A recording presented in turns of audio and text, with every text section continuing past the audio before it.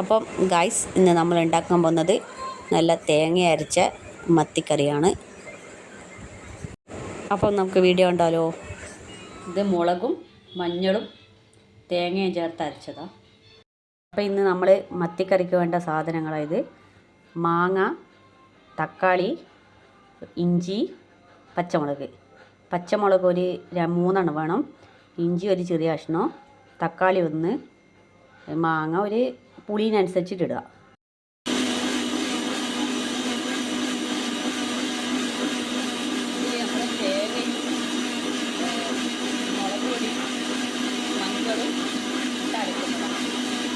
മഞ്ഞളും മുളകും ഉപ്പും ഇട്ടിട്ട് പെരക്കി വെച്ച മത്തിയില്ലേ, അതിലേക്ക് തേങ്ങ അരച്ചതിടുക.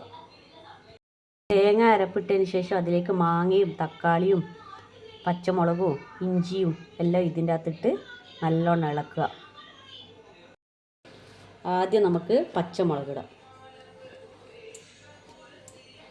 പിന്നെ ഇഞ്ചി ചെറിയതായിട്ട് അരിഞ്ഞ ഇഞ്ചി ഇടുക, പിന്നെ തക്കാളി ഇടുക, പിന്നെ അതിലേക്ക് മാങ്ങ ഇടുക.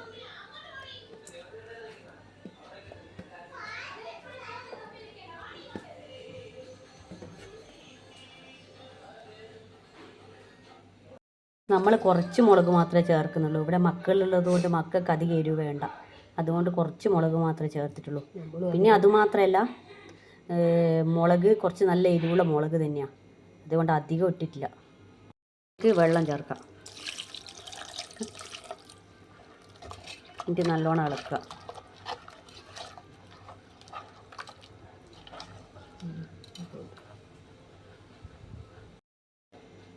പിന്നെ അതിലേക്ക് ഉപ്പിടുക, നമ്മൾ കല്ലുപ്പ് ഇടുന്നത്. ഇത് നമുക്ക് അടുപ്പിൽ വെക്കാം. അപ്പം നമ്മൾ കറി അടുപ്പത്ത് വെച്ചിട്ടുണ്ട്, ഇനി ഒന്ന് തിളക്കട്ടെ. കറി ഇവിടെ തിളച്ച് വരുന്നുണ്ട്, കണ്ടോ?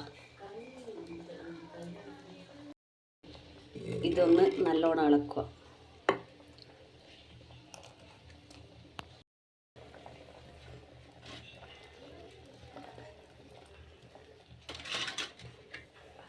അപ്പോൾ നമ്മുടെ മത്തിക്കറി ഇവിടെ റെഡി ആയിരിക്കുന്നു.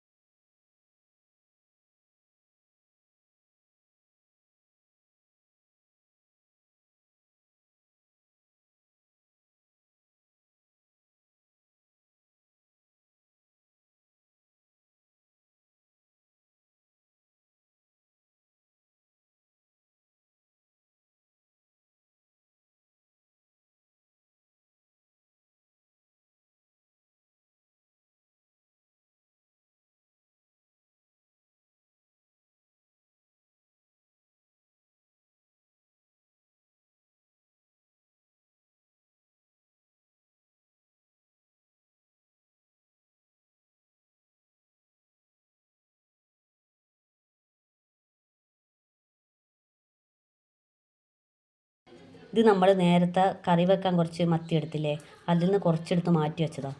ഇതിൽ മുളക്, മഞ്ഞൾ, ഉപ്പ്, തക്കാളി, പുളി, വെളുത്തുള്ളി, ചെറിയ ഉള്ളി, ഇഞ്ചി, പിന്നെ കുറച്ച് വെളിച്ചെണ്ണയും. നമ്മൾ ഇലയിലാണ് അത് വെക്കുന്നത്. ഇലയിലാവുമ്പോൾ അധികം വെളിച്ചെണ്ണേൻ്റെ ആവശ്യമില്ലല്ലോ. ഇത് ഇതിൻ്റെ കൂടെ പെരക്കുമ്പോൾ മാത്രം കുറച്ച് വെളിച്ചെണ്ണ ഒഴിച്ചിട്ട് നമ്മൾ നേരെ അടുപ്പത്ത് വെക്കുക ചെയ്യുക. ഇത് ഇഞ്ചിയും വെളുത്തുള്ളിയും ചെറിയ ഉള്ളിയും ചതുക്കിയതാണ്. അത് നമുക്ക് ഇതിൻ്റെ അകത്തിടാം. ഇതിലേക്ക് നമുക്ക് കുറച്ച് വെളിച്ചെണ്ണ ഒഴിക്കാം. പെരക്കാം. നല്ലോണം ഒന്ന് എല്ലാം മിക്സാക്കിയിട്ട് പെരക്കി വെക്കാം. തക്കാളിയിൽ നല്ലോണം ഞെരടി എടുക്കാം.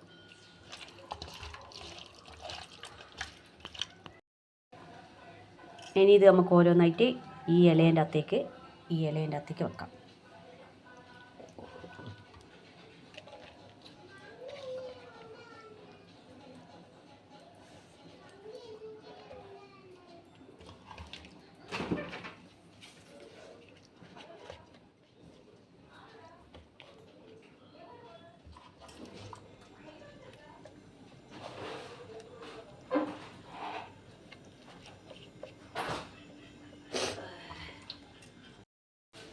നമുക്ക് കുറച്ച് കുരുമുളക് ഇതിൻ്റെ മുകളിൽ ഇങ്ങനെ വിതറാം.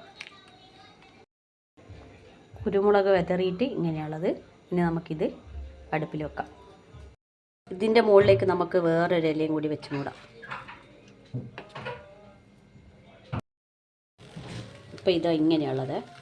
ഇനി ഇതാക്കിയിട്ട് കാണിച്ചു തരാം. അപ്പം നമ്മൾ നേരത്തെ വെച്ച മത്തിയില്ലേ, അത് തിരിച്ചിട്ട് ഇങ്ങനെ ഉണ്ടാവുക.